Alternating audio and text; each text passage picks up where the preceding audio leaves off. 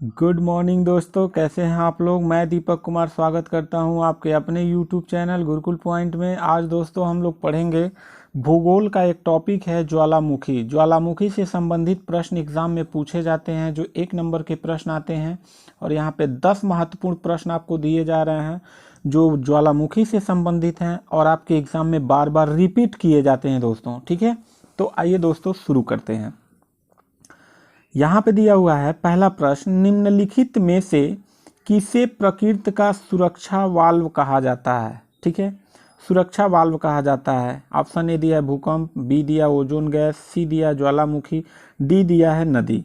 तो option number आपका सी सही हो जाएगा, ज्वालामुखी। कैसे दोस्तों, देखो हमारा जो पृथ्वी है, पृथ्वी जो है वो 3 तरीके से बना हुआ है। ठीक, 3 परतें होती हैं। जैसे मैं आपको कह दूं, पृथ्वी को हमने इस टाइप से काट लिया। ठीक है, मतलब ये गोल है चारों तरफ से, हमने इसको ऐसे काट लिया। एक होता है सियाल, सीमा, नीफे। ठीक है, और ऊपर का जो भाग होता है ये वाला, ऊपर वाला, उसको भूपपर्टी कहते हैं। क्या कहते हैं? भूपपर्टी कहते हैं।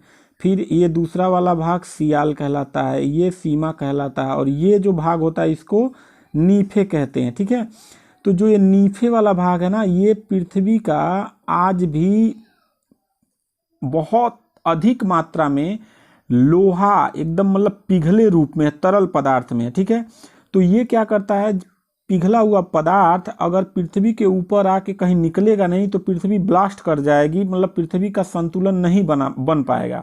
इसलिए ये क्या किया जाता है कि ये पृथ्वी का जो ये नीचे वाला यहाँ पे हिस्सा जो है, ये सब मैग्मा से भरा हुआ है, लावा है, मतलब तरल पदार्थ में है, लोहा इतना गर्म है।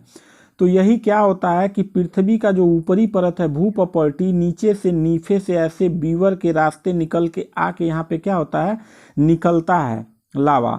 तो इसीलिए इसको प्रकृति की सुरक्षा का वाल्व कहा जाता है। ठीक है, तो आई होप आप समझ गए होंगे। तो ऑप्शन नंबर आपका सी क्या हो जाएगा, सही हो जाएगा।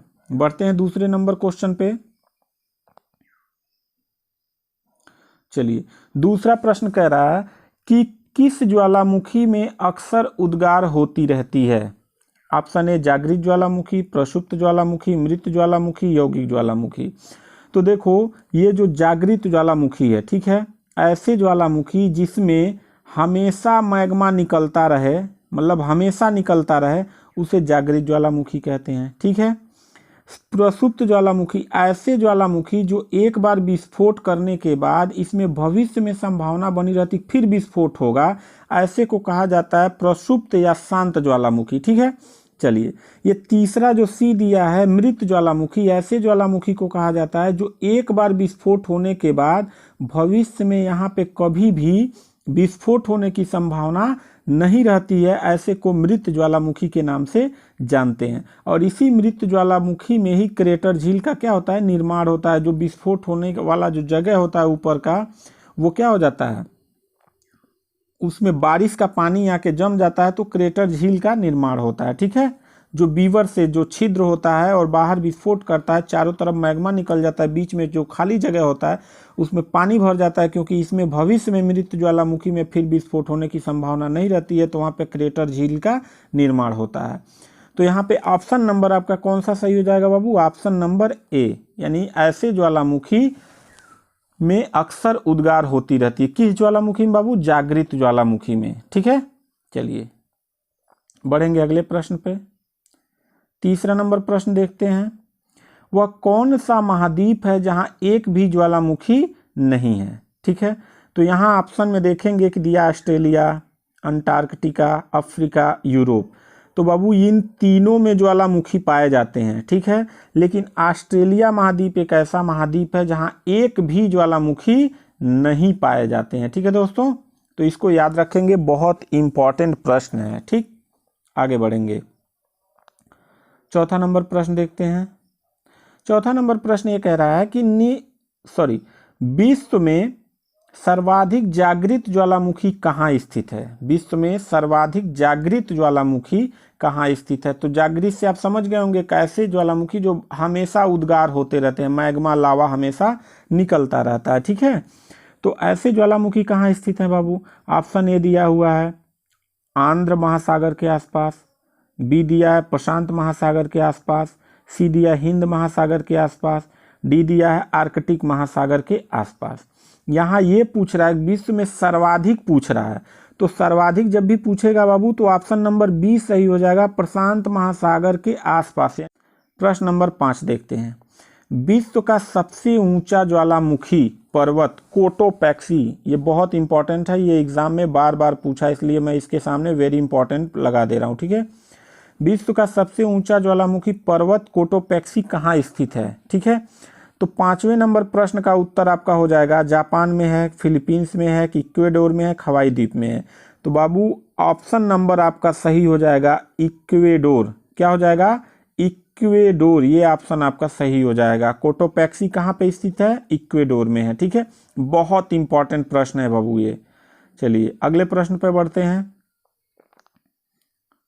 6वां नंबर प्रश्न कर रहा है फ्यूजियामा किस देश का ज्वालामुखी है?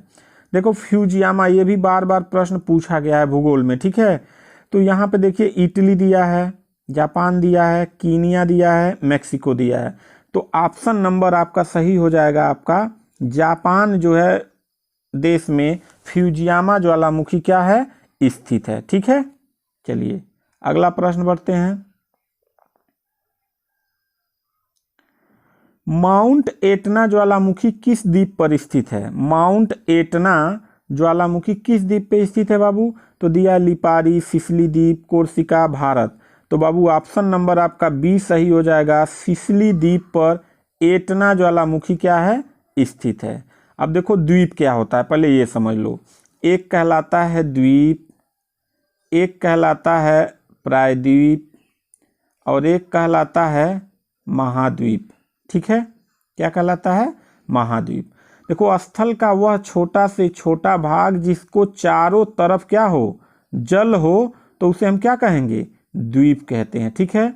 और देखो स्थल का वह छोटा से छोटा भाग जिसके 3 तरफ जल से क्या हो? घिरा हुआ हो, तो उसे हम क्या कहेंगे? प्रायद्वीप कहेंगे। एग्जाम्पल के तौर पे जैसे भारत, देखो पूरब में क्या है? बंगाल की खाड़ी है, दक्षिण में क्या है? हिंद महासागर है, और पश्चिम में क्या है?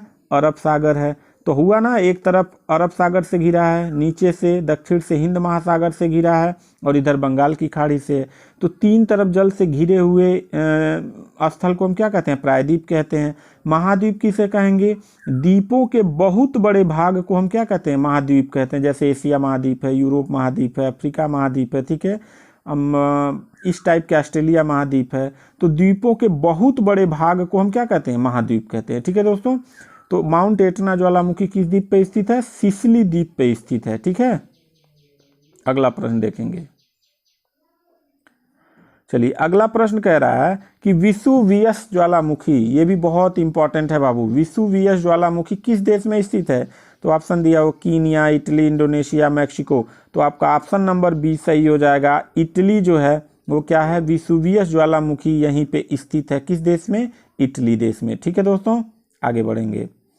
9 नंबर का प्रश्न देखते हैं।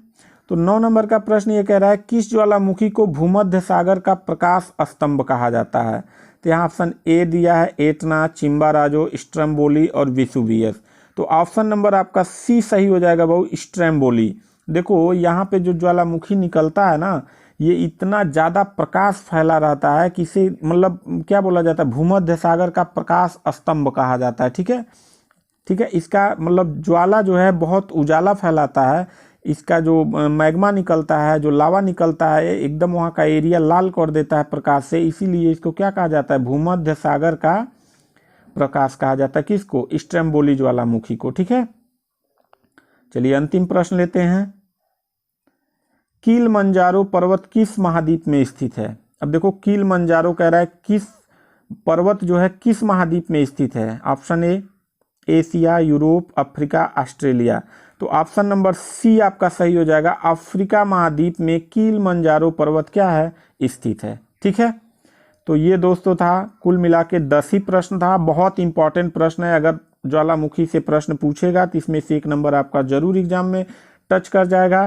तो उम्मीद करता हूँ वीडियो आपको पसंद आया होगा। पसंद आया हो तो कमेंट करके बताइए, और आप किस प्रकार का वीडियो किस टॉपिक से भूगोल से देखना चाहते हैं वो भी कमेंट करके बताइए। तो मिलते हैं नेक्स्ट वीडियो में, तब तक के लिए थैंक यू, धन्यवाद।